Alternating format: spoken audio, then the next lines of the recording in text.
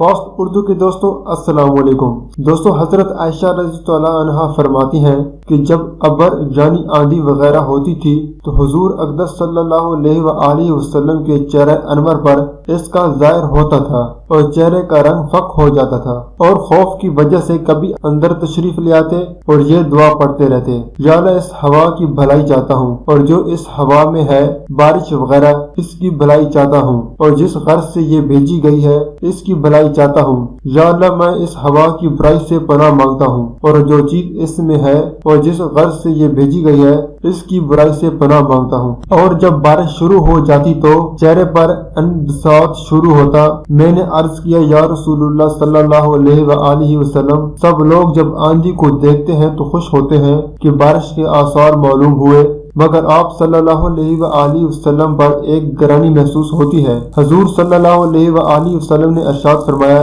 اے عائشہ مجھے اس کا کیا اطمینان ہے کہ اس میں عذاب نہ ہو۔ قوم عاد کو ہوا کے ساتھ ہی عذاب دیا گیا، وہ آندھی کو دیکھ کر خوش ہوئے تھے کہ اس آندھی میں ہمارے لیے پانی برسایا جائے گا، حالانکہ اس میں عذاب تھا۔ اللہ جل شانہ کا ارشاد ہے، ان لوگوں نے یعنی قوم عاد نے جب اس بادل کو اپنی وادیوں کے مقابل آتے دیکھا تو کہنے لگے، اے بادل تو ہم پر بارش برسانے والا ہے۔ ارشاد خداوندی ہوا کہ نہیں برسنے والا یہ، بلکہ یہ وہی عذاب ہے جس کی تم جلدی مچاتے تھے، اور نبی علیہ السلام سے کہتے تھے اگر تو سچا ہے تو ہم پر عذاب لا۔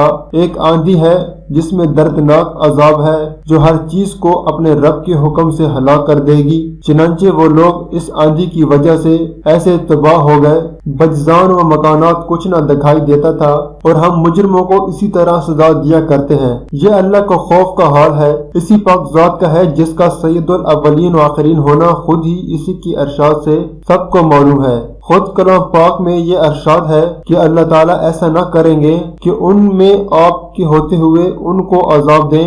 اس وعدہ خداوندی کے باوجود پھر حضور اقدس صلی اللہ علیہ وآلہ وسلم کے خوف الہی کا یہ حال تھا کہ آندھی کو دیکھ کر پہلی قوموں کے عذاب یاد آ جاتے تھے۔ اسی کے ساتھ ایک نگاہ اپنے حال پر بھی کرنا ہے کہ ہم لوگ ہر وقت گناہوں میں مبتلا رہتے ہیں، اور زلزلوں اور دوسری قسم کے عذابوں کو دیکھ کر بجائے اس کے متاثر ہونے کے توبہ و استغفار، نمازیں وغیرہ مشغول ہونے کے دوسری قسم کے لغزوات میں پڑے رہتے ہیں۔ اللہ پاک ہم سب کو راہ ہدایت پر چلنے کی توفیق عطا فرمائے، آمین۔ اسی کے ساتھ آج کی ویڈیو کا اختتام کریں گے۔